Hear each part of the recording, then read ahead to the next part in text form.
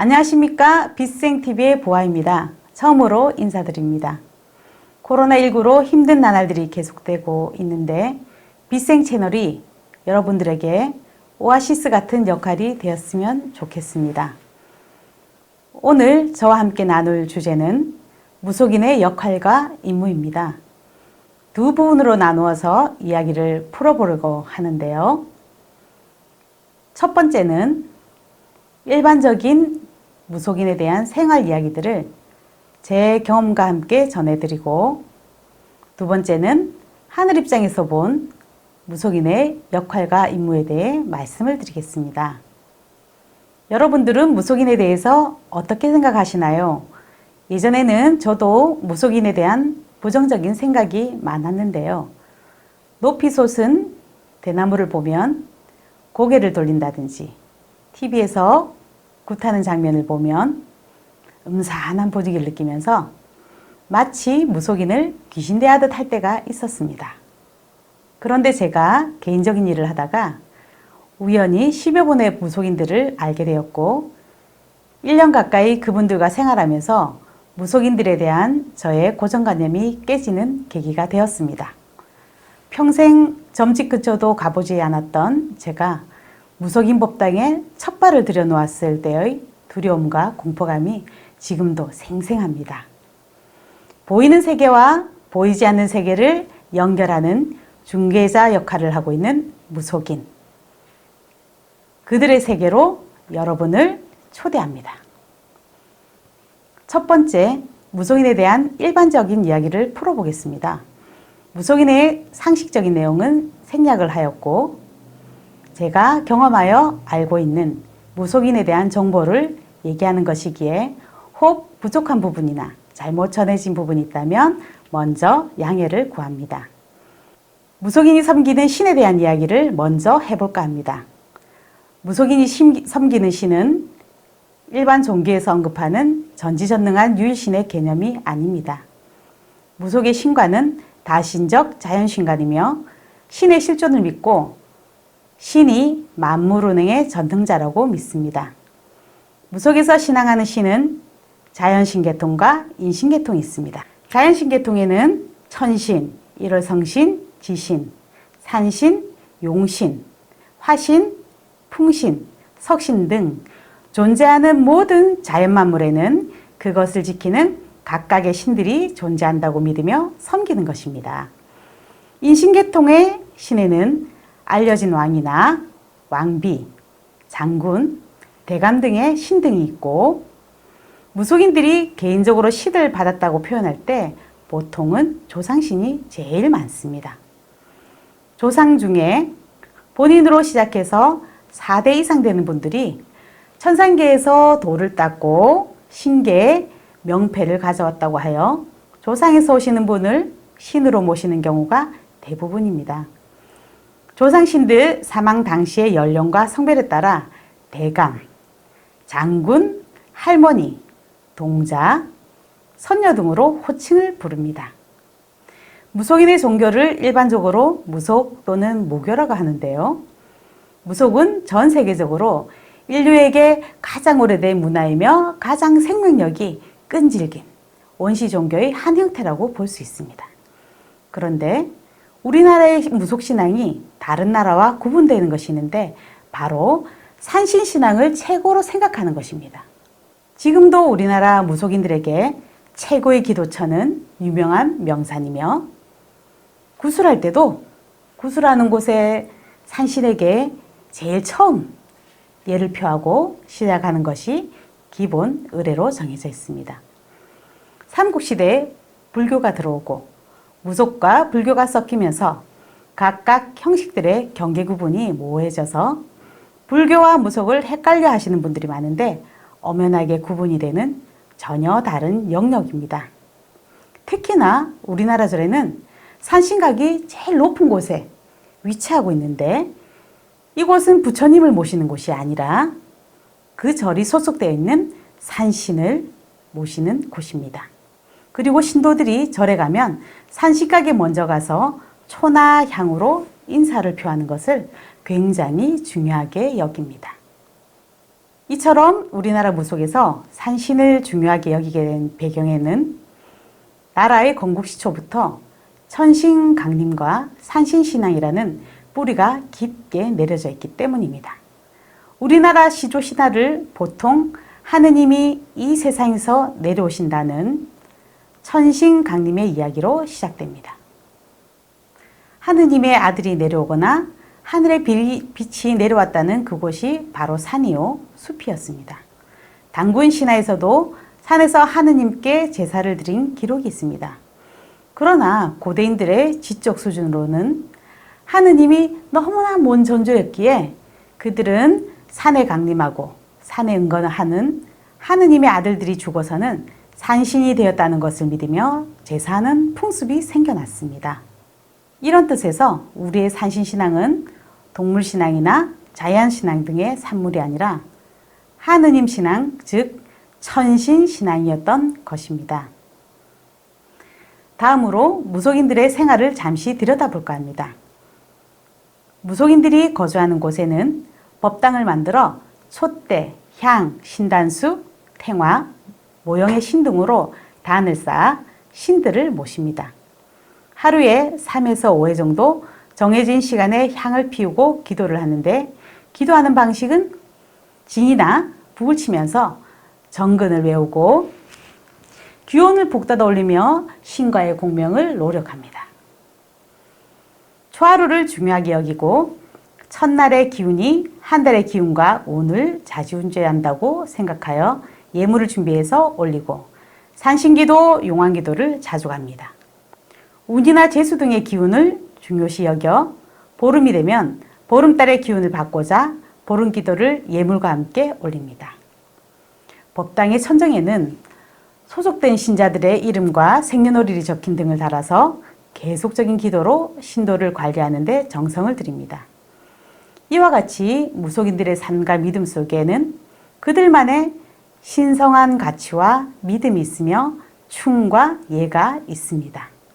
한때 제가 무속인분들과 있으면서 신기한 경험도 많이 했는데요. 한 무속인이 얼굴이 이렇게 생긴 사람이 사업 때문에 온다고 간밤에 우리 할배가 일러줬다 했는데 정말 똑같은 사람이 손님으로 온 겁니다. 그리고 삼도화상을 입었는데 꿈에 일러준 비법으로 흉터 하나 없이 나와서 지금은 무속인 일을 하는 분도 있습니다. 빛의 생명나무에서 공부하면서 이런 기이한 현상이 무속인 또한 하늘이 설치한 매트릭스이기에 이를 관리하기 위해 하늘의 에너지치들이 활동한 결과라는 사실을 최근 들어 알게 되었습니다. 무속인에게 있어서 가장 중요한 부분이 국거리라는 형식인데 잠시 알아보겠습니다. 그 형식을 찬찬히 살펴보니 영매가 되는 무당에게 조상이든 산신이든 어떤 기운이 실려서 단갓집을 축복해주고 매여있는 고가 있는 조상이 있다면 그것들을 풀어주면서 죽은 자들과 산자들이 한바탕 잔치를 하는 것이었습니다. 단지 거기에 사람이 아닌 보이지 않는 귀신분들이 초대가 되어 잔치를 한다는 것이지요. 또 구슬할 때는 거기에 참여하는 무속인분들은 단갓집 직이라는 것을 몸으로 겪는 경우가 많습니다. 굿하는 날짜가 잡히면 그때부터 직위가 시작되는데 예를 들면 굿하는 날까지 구역질을 한다든지 위통 등의 증상을 겪었는데 굿하는 날 단갓집 조상분 중에서 위험으로 돌아가신 분이 있었다는 사실을 알아내고는 그 증상이 말끔히 사라지는 것입니다. 굿을 한 이후에는 그 단갓집을 위해서 계속적으로 촛불을 켜고 기도하는 지성을 올리고 영적인 부분이 문제가 생기면 다시 해결해 주게 됩니다. 무속인이 되는 사연도 너무나 다양하여 눈물 없이는 들을 수 없습니다. 무속인에 대한 일반적인 이해와 선입견과 편견을 조금이라도 풀고자 하는 마음에 이야기가 길어진 것 같습니다. 미래를 알 수 없는 인간으로서 불안과 초조함 속에서 오늘을 사는 사람들은 내일의 문제를 해결하기 위한 방법으로 무속인을 찾는 경우가 많습니다. 이처럼 무속인은 미래에 대한 두려움과 불안, 물질 세계에 살고 있는 사람들의 답답하고 억눌린 마음을 달래주고 위로해주는 임무를 맡고 있는 사람들입니다. 그런데 무속인의 사회적 지위나 명예는 제도권 안에서 목회 활동을 하는 목사나 신부, 스님이나 수녀 등과 같은 종교인들에 비해 비교할 수 없을 만큼 이 사회에서 인정받지 못하고 사회적 소외 속에 살아가고 있는 경우가 많습니다. 한편으로 보면 이들이 아무도 알아주지 않는 음지에서 힘들게 살며 봉사하는 삶을 살아가는 사람들이라고 말할 수 있습니다. 그럼 왜 무속인들은 이렇게 힘들고 어려운 팔자를 타고 나서 살아야만 할까요? 또 무속인들 중에는 칠성주를 타고난 사람들이 많다고 하는데요. 이처럼 세상에서 가장 미스테리한 삶을 살고 있는 무속인 분들, 그런 미스테리한 삶의 이유를 알아보기 위해 두 번째로 하늘이 바라보는 무속인의 역할과 임무에 대해서 알아보도록 하겠습니다. 이후의 내용들은 빛의 생명나무에서 하늘과 소통에 의해 얻어진 귀한 정보입니다. 무속인은 영매기질을 타고나 기감이 발달된 사람으로 물질계와 정신계의 통로 역할을 하며 그에 따른 임무를 하고 있는 분들이라고 정의할 수 있습니다. 지금 우리는 그 어느 때보다도 물질의 풍요함 속에서 살아가고 있는데요. 이런 현대인의 삶을 일반적인 상식으로는 3차원이라고 하고 우주의 차원으로 얘기할 때는 4차원적 삶이라고 말합니다. 눈에 보이는 물질과 그것을 뒷받침하는 과학이 이룩한 의식이라고 할 수 있습니다. 이 과학적 합리주의는 실험과 검증으로 확인할 수 없는 보이지 않는 세계의 원리는 인정을 하지 않습니다. 그러나 이 세상에는 보이지 않는 세계가 더 크게 존재합니다. 보이는 세계는 보이지 않는 세계에 의해 통제된다고 하는데 이 사실이 믿어지시나요? 대우주는 1차원부터 18차원으로 구성되어 있습니다. 즉, 우리가 사는 세계는 1차원부터 4차원의 눈에 보이는 세계와 5차원에서 18차원까지 눈에 보이지 않는 세계로 펼쳐져 있다는 것입니다. 18차원 중 5차원의 세계는 4, 5세계인 영계인데 무속인은 바로 5차원의 세계를 오고 가며 보이지 않는 세계를 인류에게 소개하는 역할을 하고 있습니다. 무속인 임무 중 한 부분이 귀신과 접속을 할 수 있다는 것인데 그들 중에서 귀신을 직접 볼 수 있는 사람은 많지 않으며 대부분 기감이 좋아 잘 느끼는 사람입니다. 그래서 귀신의 존재를 방울소리나 작두를 타는 것으로 시각화해서 대중에게 보여주는 방식을 택하고 있습니다. 무속인들은 귀신의 존재를 알고 느끼며 대화를 할 수도 있으나 귀신 세계의 법칙에 대해서는 잘 모르는 경우가 더 많습니다. 간혹 무속인을 채널러와 혼돈하시는 분이 있는데 무속인을 채널러라고 하지는 않습니다. 비슷하게 보일 뿐이지 엄격하게 구분이 되어 있습니다. 무속인의 역할과 신분에 따라 전할 수 있는 정보에도 진실도가 있습니다. 무속인들의 이야기가 다 맞는 것이 아닌 이유가 바로 정보의 진실도가 있기 때문입니다. 무속인이 상승하는 영혼일 경우 천상에서 허락하는 최고의 정보 진실도는 46%를 넘길 수 없도록 프로그램되어 있습니다. 정보 진실도가 그 이상이 되려면 필요한 경우에 한해 7차원에 있는 천상정부 고위위원회의 허락이 이루어진 이후 가능하게 됩니다. 그럼 이런 중요한 역할을 하고 있는 무속인들은 어떤 사람들이 되는 걸까요? 그리고 왜 이 역할을 할 수밖에 없는지 알아보도록 하겠습니다. 지구상에 살고 있는 모든 사람들은 우주적인 신분이 존재합니다. 상승하는 영혼과 하강하는 영혼으로 구분할 수 있는데요. 상승하는 영혼이란 물질계를 아직 졸업하지 못하고 물질 체험을 하면서 영혼의 진화 여행을 하고 있는 그룹을 말합니다.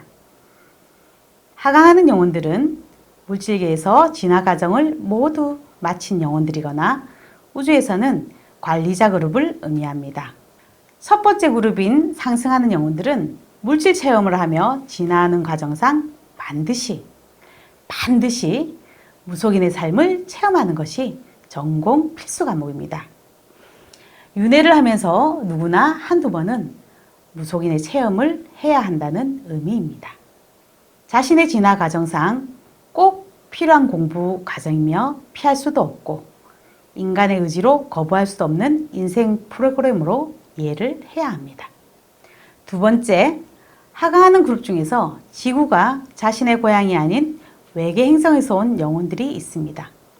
이들은 다른 행성보다 난이도가 12배나 높은 지구에 와서 자신의 우주의 카르마를 풀고 있는 사람들인데요.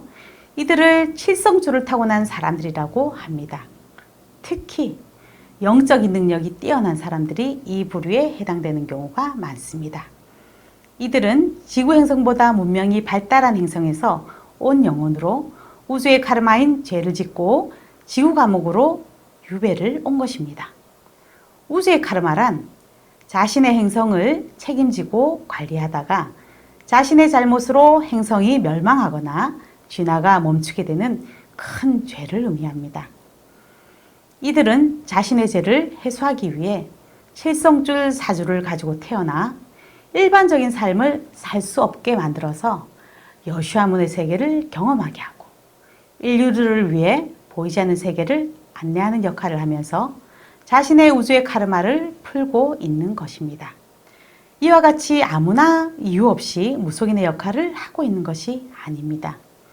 상승하는 영혼으로 자신의 영혼의 진화를 위해서 그리고 하강하는 영혼으로 높은 우주적 신분을 가지고 우주의 카르마인 원죄를 해소하기 위해 가장 낮은 곳에서 인류를 위해 봉사를 하고 있는 것입니다.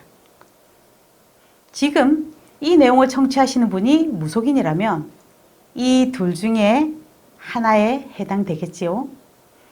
다음은 무병에 대해서 알아보도록 하겠습니다. 무속인들은 대부분 몸이 아픈 무병을 앓다가 내린 굿을 통해 무속인이 되는 경우가 많습니다. 무병은 류머티즘보다 아픈 정도가 더 심하며 환청이나 환시 등이 보인다는 특징이 있습니다. 무병을 신이 내린 형벌로 사람들은 생각을 하는데 실질적으로는 무속인의 역할을 위하여 하늘이 무속인의 몸에 진동수를 높이는 과정입니다. 5차원의 진동수에 맞는 무형의 기계 장치를 무속인의 몸에 설치하는 과정에 일어나는 몸의 반응을 말합니다. 이를 에너지 조정이라고 합니다. 즉, 진동수 조정 과정에서 무형의 기계 장치에서 발생하는 사기와 탁기로 인해 신체적 고통과 불안정한 감정의 기복을 많이 느끼게 되는데요. 이것이 무병의 실체입니다. 이 과정을 거쳐 무속인은 5차원 영계와 소통할 수 있도록 몸에 무형의 송수신 기계장치가 설치되는 것입니다.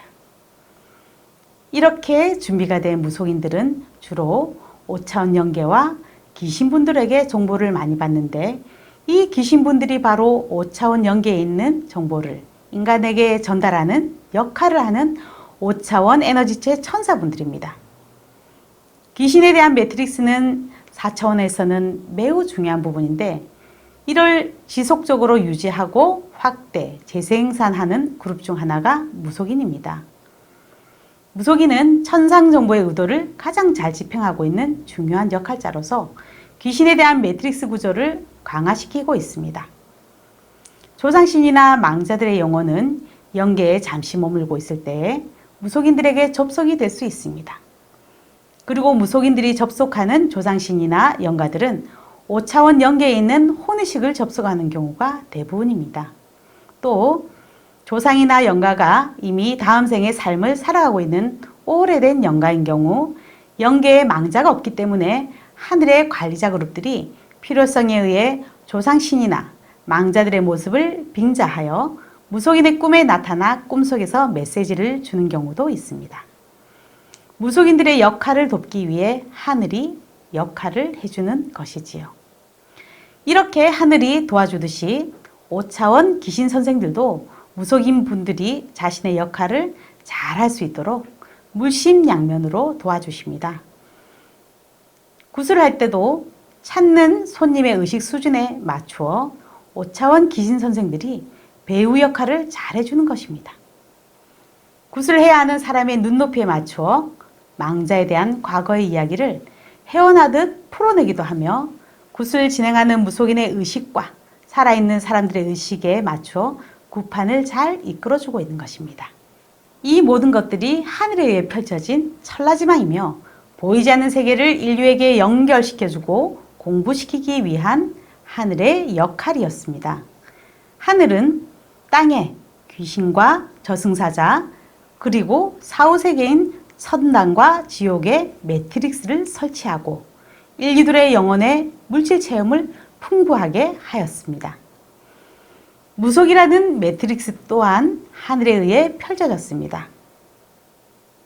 또 땅에서 하늘을 대신하여 무속 매트릭스를 유지하고 관리하는 역할을 위해 무속인들이 봉사하고 있었던 것입니다.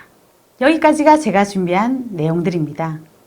오늘 내용이 무속인의 삶을 살고 있는 분들이나 그분들을 이해하고자 하는 분들에게 조금이나마 도움이 되었기를 바랍니다.